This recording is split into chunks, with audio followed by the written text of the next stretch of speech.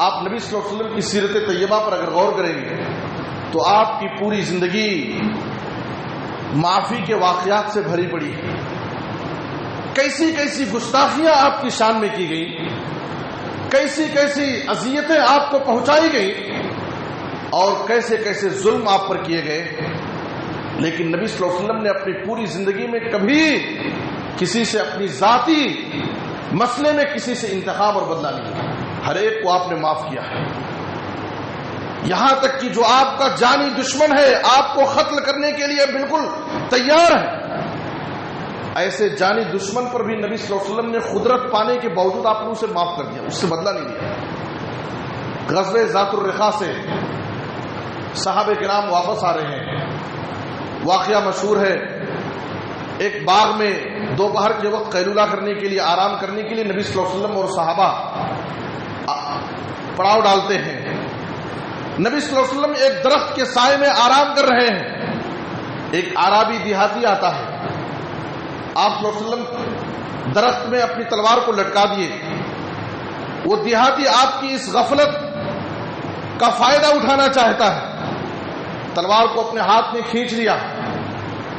نبی صلی اللہ علیہ وسلم بیدار ہو جاتے ہیں اور وہ شخص آپ سے مخاطب ہو کر کہتا ہے، من یمنعک منی، اے محمد بتاؤ میرے ہاتھ میں تلوار کھینچی ہوئی ہے، اب مجھ سے تم کو کون بچا سکتا ہے؟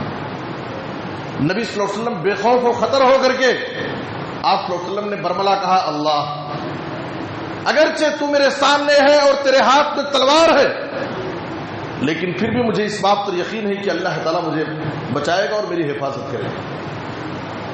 دشمن کے ہاتھ سے تلوار چھوٹ کر زمین پر گر گئی. نبی صلی اللہ علیہ وسلم تلوار لے لیے.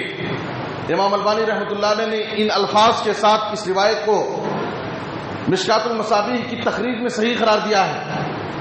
نبی صلی اللہ علیہ وسلم تلوار اپنے ہاتھ میں لے لیتے ہیں. اس کے بعد اس سے کہتے ہیں کہ اب تو بتا کہ تجھے میری تلوار سے کون بچائے گا.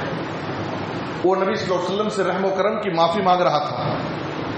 آپ صلی اللہ علیہ وسلم نے اس سے کہا، کیا تو کلمے کا اقرار کرتا ہے، اس بات کی گواہی دیتا ہے کہ اللہ تعالیٰ ہی عبادت کے لائق سچا معبود ہے اور میری نبوت اور رسالت پر ایمان رکھتا ہے؟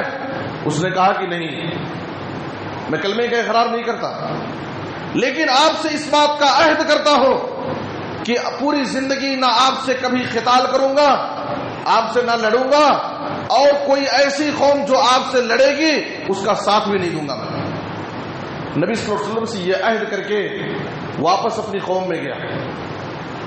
میں آپ کو جو بات بتانا چاہتا ہوں، جب وہ شخص اپنی قوم میں واپس گیا تو واپس اپنی قوم میں جا کر کے اپنی قوم کے سامنے کیا تاثرات پیش کیا. یعنی کسی کو معاف کرنا یہ کتنی بڑی صفت ہے اور معاف کرنے والے کے کتنے بلند اخلاق کی دلیل ہے. وہ شخص اپنی قوم میں واپس جا کر کے کہتا ہے، جئتکم من عند خیر الناس، اے میری قوم کے لوگوں، آج میرا ایک ایسے شخص کے ساتھ ایک واقعہ پیش آیا ہے کہ میں روئے زمین کے سب سے بہتر انسان کے پاس سے واپس آ رہا ہوں. اگر وہ چاہتا تو مجھ سے انتقام اور بدلہ لے سکتا تھا. اگر وہ چاہتا تو اس کے ساتھی سب اس کے سامنے موجود تھے، ان کو کہہ کر کے مجھے قتل کرا سکتا تھا، میں موجب قتل تھا، لیکن اس نے مجھے قتل نہیں کیا، مجھے کچھ برا بھلا نہیں کہا، مجھے معاف کر دیا، مجھے چھوڑ دیا. میں آج روئے زمین کے سب سے بہتر انسان کے پاس سے آیا. یہ ہے معاف کرنے والے کا بلند اخلاق. اللہ کی نظر میں اگر کوئی شخص کسی کو معاف کر دیتا ہے اپنا دل بڑا کر کے تو اس کا مقام اللہ کے نزدیک بہت بڑا ہو جاتا ہے. نبی صلی اللہ علیہ وسلم کی زندگی میں، آپ کی سیرت میں معافی کے ایسے واقعات بھرے پڑے ہیں، لیکن تاریخ انسانیت میں معافی کی سب سے بڑی مثال اگر کوئی ہو سکتی ہے تو فتح مکہ کی معافی. مکہ وہ سرزمین ہے جہاں پر نبی صلی اللہ علیہ وسلم پر ظلم کیا گیا ہے. مکہ وہ سرزمین ہے جہاں آپ کے معزز صحابہ پر ظلم کیا گیا ہے، اور سارے ظالم اپنی نظروں کو جھکائے ہوئے شرمندہ ہو کر کے نبی صلی اللہ علیہ وسلم اور صحابہ کے سامنے کھڑے ہیں. مکہ فتح ہو چکا ہے، اسلام کے زیر سایہ آ چکا ہے، سعد بن عبادہ رضی اللہ تعالیٰ عنہ نے بڑے جوش میں آ کر کے ابو سفیان سے کہا الیوم یوم الملحمہ، آج قتل و خریزی کا دن ہے، آج ایک ایک سے اپنے ظلم کا بدلہ لے کر چھوڑیں گے۔ نبی صلی اللہ علیہ وسلم کو بتایا گیا کہ ایسا سعد بن عبادہ کہہ رہے ہیں۔